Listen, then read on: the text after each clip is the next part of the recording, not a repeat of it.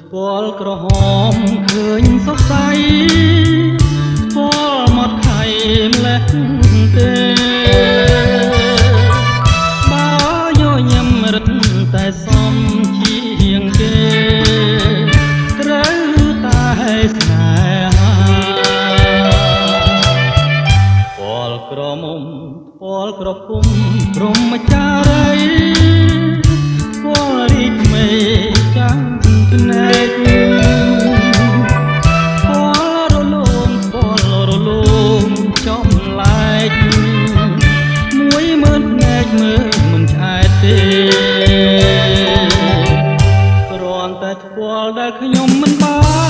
នថាធ្វើឲ្យស្រាប់អងអារម្មណ៍ចងបាត់ថ្ពាល់បានមកដល់ដៃខ្ញុំអ្នកណាថាពុំមិនឲ្យខ្ញុំថាខ្ញុំត្រូវតែថាភើបអើយថា